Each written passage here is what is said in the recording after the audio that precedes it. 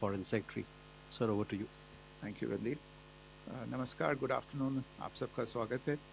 और मैं सबसे पहले अनुरोध करूंगा कर्नल सोफिया कुरैशी से कि वो आपको आज तड़के सवेरे से हुई घटनाओं से अवगत कराएं. Colonel Qureshi. Thank you sir. नमस्कार. 8 से 9 मई 2025 की मध्य रात्रि को पाकिस्तानी सेना ने सैन्य बुनियादी ढांचे को निशाना बनाने के इरादे से पूरी पश्चिमी सेना पर भारतीय वायु क्षेत्र का कई बार उल्लंघन किया. यही नहीं बल्कि पाकिस्तानी सेना ने नियंत्रण रेखा पर भारी कैलिबर वाले हथियारों से गोलीबारी भी की. अंतर्राष्ट्रीय सीमा और नियंत्रण रेखा पर लेह से लेकर सर क्रीक तक 36 स्थानों पर 300 से 400 लगभग ड्रोनों का इस्तेमाल घुसपैठ का प्रयास करने के लिए किया गया. भारतीय सशस्त्र बलों ने काइनेटिक्स व नॉन काइनेटिक साधनों का उपयोग करके इनमें से कई ड्रोन्स को मार गिराया. इतने बड़े पैमाने पर हवाई घुसपैठों का संभावित उद्देश्य वायु रक्षा प्रणालियों का परीक्षण करना और खुफिया जानकारी इकट्ठा करना था. ड्रोन के मलबे की फोरेंसिक जांच की जा रही है. प्रारंभिक रिपोर्ट्स से पता चलता है कि वे तुर्की के असीस गार्ड सोंगर ड्रोन्स हैं. इसके उपरांत रात में पाकिस्तान के एक सशस्त्र यूएवी ने भटिंडा सैन्य स्टेशन को निशाना बनाने की कोशिश भी की, जिसे पकड़ा गया और उसे निष्क्रिय कर दिया गया. पाकिस्तानी हमले के जवाब में पाकिस्तान में 4 हवाई रक्षा स्थलों पर सशस्त्र ड्रोन्स लॉन्च किए गए. इनमें से एक ड्रोन एडी रडार को नष्ट करने में सक्षम रहा. पाकिस्तान ने जम्मू कश्मीर के तंगधार, उरी, पुंछ, मेंढर, राजौरी, अखनूर और उधमपुर में भारी कैलिबर आर्टिलरी गन और सशस्त्र ड्रोन्स का उपयोग करके नियंत्रण रेखा के पार गोलीबारी भी की, जिसके परिणाम स्वरूप भारतीय सेना के कुछ जवान हताहत हुए और घायल हुए. भारतीय जवाबी कार्रवाई में पाकिस्तानी सेना को भी बड़ा नुकसान पहुंचाया गया. इसके अलावा पाकिस्तान का गैर जिम्मेदाराना व्यवहार फिर से सामने आया. 7 मई 2025 को रात 8:30 बजे एक असफल अकारण ड्रोन और मिसाइल हमला करने के बावजूद पाकिस्तान ने अपना नागरिक हवाई क्षेत्र बंद नहीं किया. पाकिस्तान अपने नागरिक विमानों को ढाल के रूप में इस्तेमाल कर रहा है, जबकि उसे अच्छी तरह से पता है कि भारत पर उसके हमले से हवाई रक्षा की तीव्र प्रतिक्रिया होगी. यह भारत और पाकिस्तान के बीच अंतर्राष्ट्रीय सीमा के पास उड़ान भरने वाले अंतर्राष्ट्रीय उड़ानों सहित नागरिक विमानों के लिए सुरक्षित नहीं है. यहाँ स्क्रीन शॉट में पंजाब सेक्टर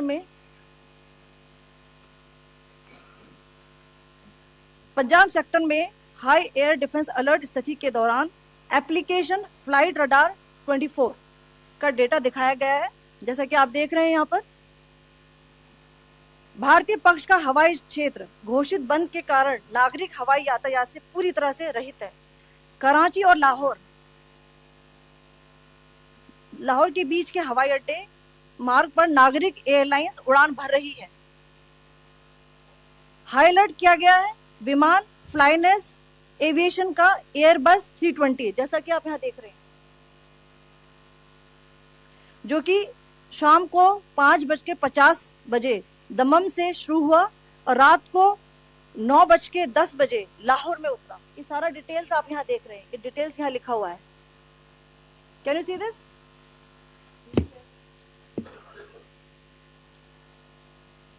भारतीय वायुसेना ने अपनी प्रतिक्रिया में काफी संयम दिखाया और इस प्रकार अंतर्राष्ट्रीय नागरिक विमान सेवा की सुरक्षा सुनिश्चित की. धन्यवाद. जय Hind. So, good afternoon to you all. On the intervening night of 8th 9th May 2025, Pakistan military carry out multiple violations of Indian airspace along the entire western border with an intent to target military infrastructure. Pakistan military also resorted to firing of heavy caliber weapons along the line of control. Along the international border and line of control, drone intrusions were attempted from Leh to Sir Creek at 36 locations with approximately 300 to 400 drones. Indian Armed Forces brought down a number of these drones using kinetic and non-kinetic means. The possible purpose of these large-scale aerial intrusions were to test the AD systems and gather intelligence. Forensic examination of the drone debris is being undertaken. Preliminary reports suggest them to be of Aziz Guard Songa drone of Turkey. Later in the night, an armed UAV of Pakistan attempted to target Bhatinda military station, which was detected and neutralized. In response to the Pakistani attack, armed drones were launched at 4 air defense sites in Pakistan. One of the drones was able to destroy an AD radar. Pakistan also carried out artillery shelling across the line of control using heavy caliber artillery guns and armed drones at Tangdhar, Uri, Poonch, Mendhar, Rajouri, Akhnur and Udhampur in Jammu and Kashmir area, which resulted in some losses and injuries to Indian Army personnel. Pakistan Army also suffered major losses in Indian retaliatory fire. Additionally, Pakistan's irresponsible behavior again came to fore.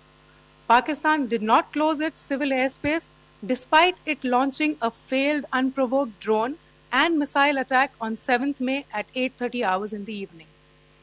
Pakistan is using civil airliners as a shield, knowing fully well that its attack on India would elicit a swift air defense response.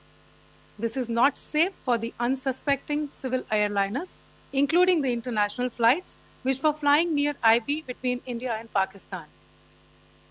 The screenshot we just showed and we shall share with you, it shows the data of the application Flight Radar 24 during a high air defense alert situation in the Punjab sector. As you have seen, the airspace on the Indian side is absolutely devoid of civil air traffic due to our declared closure. However, there are civil airlines flying the air route between Karachi and Lahore. Amongst the other civil aircraft that you can see, we have highlighted an aircraft which is Airbus 320 of Flynas Aviation, which was originated from Dammam at 1750 hours and landed later at Lahore at 2110 hours in the night. Indian Air Force demonstrated considerable restraint in its response, thus ensuring safety of international civil carrier.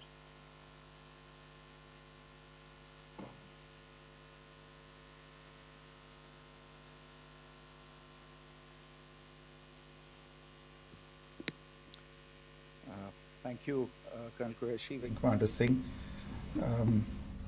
I have just a few points to share in addition. कल रात की पाकिस्तानी सेना की कायरतापूर्ण गतिविधियों से आपको colonel Qureshi और विंग कमांडर सिंह ने पहले ही अवगत करा दिया गया है. These provocative and escalatory actions that were taken by Pakistan last night were targeted at Indian cities and civilian infrastructure, in addition to some military targets. The Indian Armed Forces responded proportionately, adequately and responsibly. ये जो हमले हुए कल रात को भारतीय सैन्य इकाइयों ने पर्याप्त रूप से और एक जिम्मेदाराना रुख अपनाते हुए इन हरकतों का उत्तर दिया. What I want to underline is that the official and blatantly farcical denial of these attacks that Pakistan carried out by the Pakistani state machinery is yet another example of their duplicity and the new depths that they are plumbing in their quest for disinformation.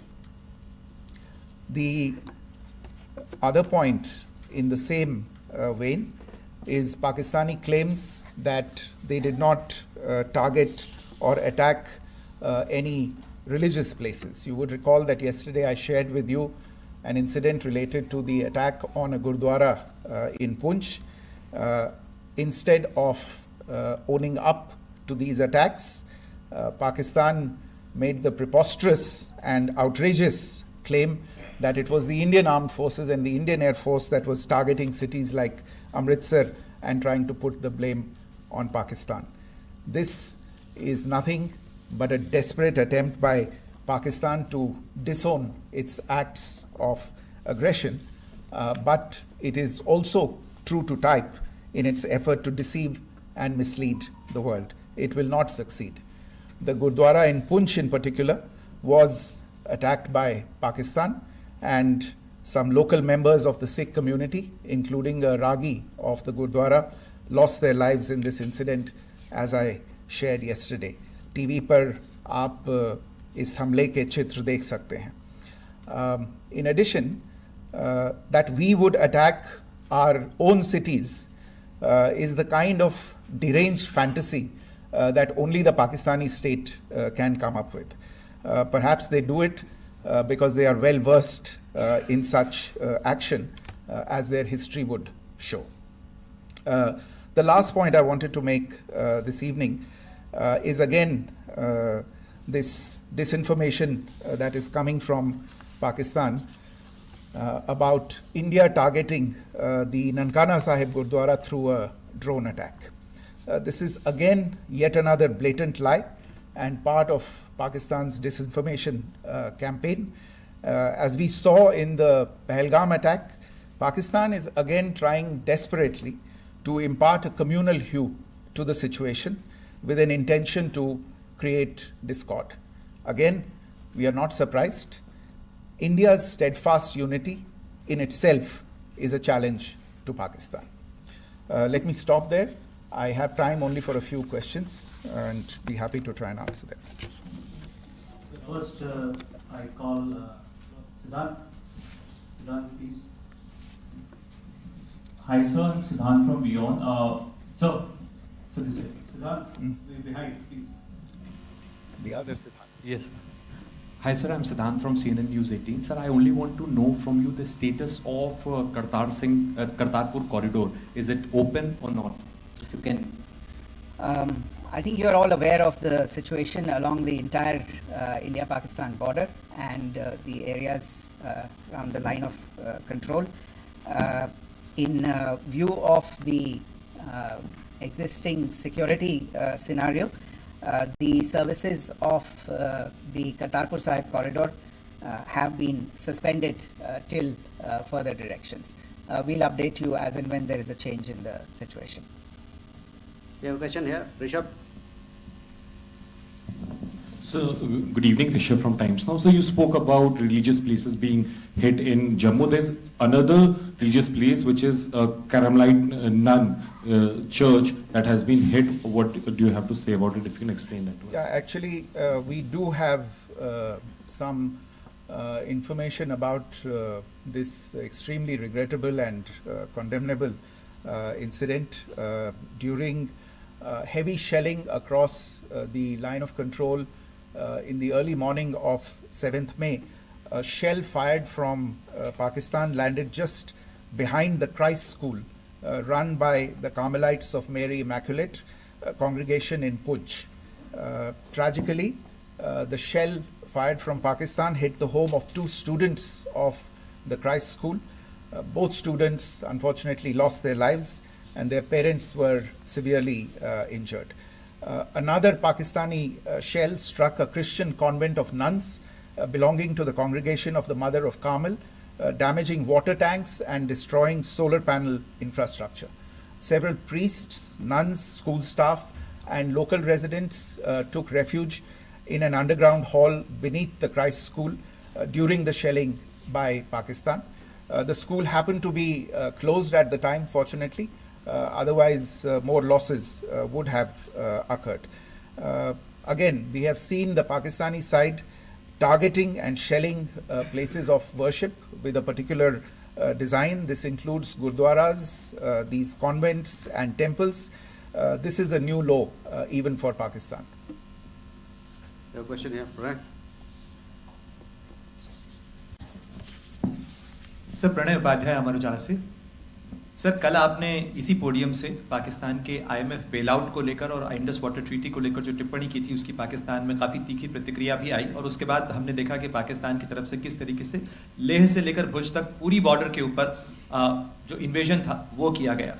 मौजूदा situation के अंदर पाकिस्तान के bail out package को लेकर और पाकिस्तान के इन attempts को लेकर आपका क्या असेसमेंट है, और दूसरा ये भी जानना चाहेंगे कि पाकिस्तान की तरफ से ये जो अटेम्प्ट किया गया था उसका भारत ने अभी तक उस तरीके का कोई जवाब नहीं दिया गया है, तो क्या भारत इसका जवाब देगा जो कार्रवाई हुई है बीते 24 घंटों में?